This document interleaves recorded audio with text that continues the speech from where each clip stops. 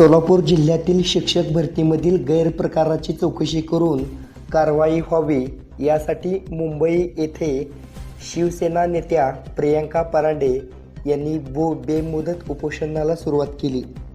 सोलापूर जिल्ह्याच्या शिवसेना आणि युती सेनेच्या नेत्या प्रियंका परांडे यांनी सोलापूर जिल्हा परिषदेच्या डेप्युटी CEO स्मिता पाटील यांच्या शिक्षक मान्यता भ्रष्टाचार प्रकरणाची SIT चौकशीची मागणी करत आझाद मैदान मुंबई येथे बेमुदत उपोषणाला सुरुवात केली. याबाबत अधिक माहिती अशी की जिल्हा परिषद सोलापूर माध्यमिक शिक्षक मान्यता गैरप्रकार झालेल्याविषयी प्रभारी माध्यमिक शिक्षणाधिकारी असणाऱ्या स्मिता पाटील यांनी सन 2024 मध्ये बोगस मान्यता दिलेल्या आहेत. या केलेल्या भ्रष्टाचाराबाबत याची SIT चौकशी व्हावी अशी मागणी केली असून तसे न झाल्यास 26 फेब्रुवारी रोजी जिल्हाधिकारी कार्यालयासमोर आमरण उपोषण सुरू केलेले आहे. आझाद मैदान येथे उपोषणाचे निवेदन 13 फेब्रुवारी रोजी दिले होते, परंतु सध्या मुंबई येथे होत असलेल्या 23 फेब्रुवारीपासूनच्या अर्थसंकल्पीय अधिवेशनामुळे हेच उपोषण जिल्हाधिकारी कार्यालय सोलापूर ऐवजी 26 फेब्रुवारी 2026 रोजी आझाद मैदान मुंबई येथे सुरू झालेले आहे. पुढील होणाऱ्या प्रशासनाच्या नाचक्कीस सर्वस्वी आपण जबाबदार असाल असे प्रियंका परांडे यावेळेस म्हणाल्या. यावेळेस उपोषण सुरू असताना आमच्या प्रतिनिधीशी संवाद साधताना काय म्हणाले प्रियंका परांडे पहा.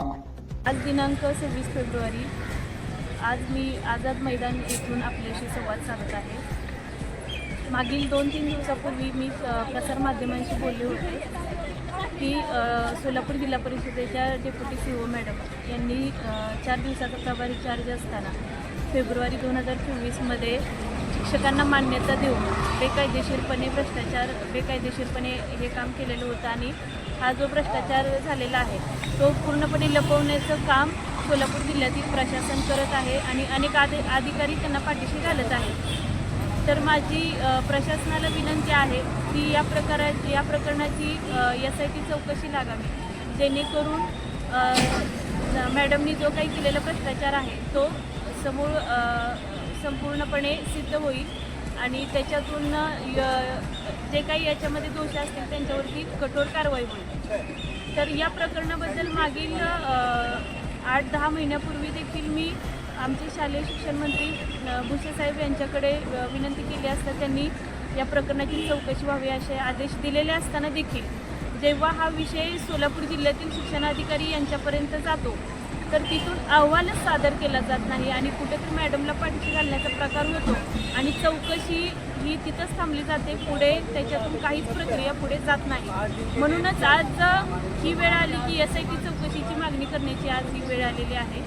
तर माझी प्रशासनाला विनंती आहे की यासाठी चौकशी लागावी आणि हा जो भ्रष्टाचार आहे तो सर्वपणे जनतेच्या समोर यावा. त्याच पद्धतीने मी आवर्जून आपणास सांगू इच्छिते की मॅडमचं फक्त एकच प्रकरण नसून आज अनेक लोकांचे आज आपण जर त्यांची व्यवस्थित चौकशी केली तर अनेक त्यांच्यावर निलंबित प्रकरणं आहेत, त्यांच्याकडे पाठीमागे लागलेल्या चौकशा आहेत, जेणेकरून जसं पुढे जाईल तसं त्यांनी केलेले अनेक भ्रष्टाचार इथे उघड होताना दिसून येतील आपल्याला.